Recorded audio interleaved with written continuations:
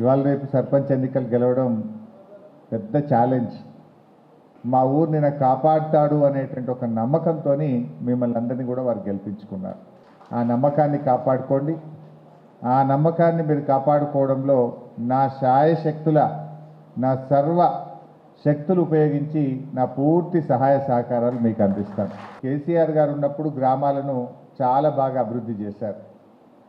ఏ ఊరు చూసినా కూడా ఒక ముత్యంలాగా ఉండే. కానీ కేసీఆర్ గారు వచ్చిన తర్వాత భారతదేశంలో ఎక్కడ లేదు, దేశంలో లేదు, ప్రతి పల్లెకు ఒక ట్రాక్టరు, ట్యాంకరు, ట్రైలరు, డోజర్ కూడా ఇచ్చింది కేసీఆర్ గారు మాత్రమే ఇచ్చింది. ఈ భారతదేశంలో ఎక్కడ లేదు. ప్రతి ఊర్లో డంప్ యార్డు, ప్రతి ఊర్లో వైకుంఠధామము, ప్రతి ఊర్లో పల్లె ప్రకృతి వనము, ప్రతి ఇంటికి నల్ల. ఇది ఎక్కడన్నా ఉంది అంటే భారతదేశంలో ఒక తెలంగాణలో మాత్రమే ఉంది.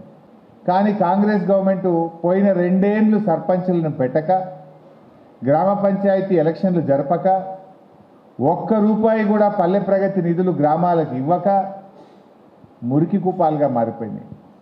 ముత్యాల్లాగా కేసీఆర్ గారు గ్రామ పంచాయతీలు తయారు చేస్తే 2 ఏళ్ల కాంగ్రెస్ పాలనలో అవి మురికి కూపాలుగా మారిపోయినటువంటి పరిస్థితి. అసలు గ్రామాలంటే తెలంగాణ పల్లెలకు దేశంలో అవార్డులు అంటూ ఇస్తే అసలు తెలంగాణ పల్లెల పేర్లు లేకుండా అవార్డులు ఉండకపోవు. ఇట్లా గ్రామ ఉత్తమ సంసద్ యోజన కింద బెస్ట్ గ్రామాలు ఏవి అని ఒక 10 అవార్డులు దేశంలో ఇస్తే 9 తెలంగాణకి వచ్చినాయి.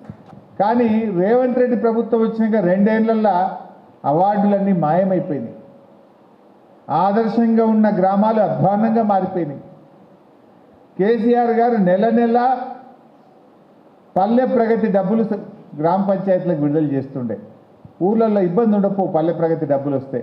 రేవంత్ రెడ్డి వచ్చినాక 2 ఏళ్ళు అసలు గ్రామ పంచాయతీల్ని పట్టించుకోలే, ఎలక్షన్లు పెట్టలే, ఆ పంచాయత్ సెక్రటరీల మీద వదిలేసింది. ఆ పంచాయత్ సెక్రటరీలు కూడా పాపం వాళ్ళకి వచ్చే జీతమే 30,000. అందులోకెళ్ళి వాళ్ళ జేబుల డబ్బులు పెట్టి డీజిల్ పోసుడు, వాళ్ళ జేబుల డబ్బులు పెట్టి వాళ్ళు గ్రామ పంచాయతీలో బుగ్గలేయాల్సిన పరిస్థితి వచ్చింది. 2 ఏళ్ల చెత్త ఈ కాంగ్రెస్ పాలనలో జరిగిన ఆ పేరుకపోయిన దుమ్ము ధూళి చెత్తనంతా కూడా తుడిచిపోయాల్సినటువంటి ఒక పెద్ద బాధ్యత మీ మీద పడ్డది. కేసీఆర్ నెల గ్రామ పంచాయతీలకు పైసలు ఇచ్చిండు. ఫైనాన్స్ కమిషన్ 5 లక్షలు వస్తే ప్రభుత్వం 5 లక్షలు కలిపి 10 లక్షలు గ్రామ పంచాయతీలు వేసింది. మనం ప్రతిపక్షమైన ఆనాడు సిద్దిపేట నియోజకవర్గంలో మన జిల్లాలో ఎవరు లేనంత సీఎం రిలీఫ్ ఫండ్ తెచ్చి ప్రజల్ని కాపాడుకునేటువంటి పని చేసినారు. రాష్ట్రంలోనే పంటల బీమా పథకం కింద మక్కలు ఎండిపోయిన రైతులకు అత్యధిక డబ్బులు కూడా మన సిద్దిపేటకే తీసుకొచ్చుకున్నాం. ఆ రోజుల్లో 8,000 ఎకరాల వరి పోయి 80,000 ఎకరాల వరి ఇలా సిద్దిపేటలో సాగైతుంది. 80,000 ఎకరాల వరి ఈరోజు సిద్దిపేటలో సాగైతుందంటే నాడు కేసీఆర్ గారు ప్రభుత్వం తెచ్చిన కాళేశ్వరం ప్రాజెక్టు కాదా? రేవంత్ రెడ్డి హైదరాబాద్లో కూర్చొని కాళేశ్వరం కూలిందంటాడు. మరి కాళేశ్వరం కూలితే మా రంగనాయక సాగర్ కాలువల సిద్దిపేటలో 80,000 ఎకరాల పంటకు నీళ్ళు వస్తున్నాయే, అవి కాళేశ్వరం నీళ్ళు కాకపోతే ఏమైనా గాలికెళ్ళి వచ్చినాయా? మొన్న అంతగిరి రిజర్వాయర్కి వెళ్ళి ఎమ్మెల్యే పోయి నీళ్లు లావట్టి గేట్ తీసిండు, అవి కాళేశ్వరం నీళ్ళు కాకపోతే అంతగిరి ఆడికెళ్ళి వచ్చింది అంటే జూటా మాటలు మాట్లాడుతూ అట్లా చెప్తా ఉన్నారు.